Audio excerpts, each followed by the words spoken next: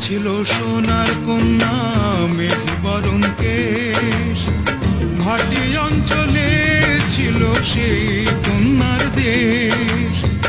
দুই চোখে তারা হারে কি মায়া, নদীর জলে পড়লো কন্যার ছায়া।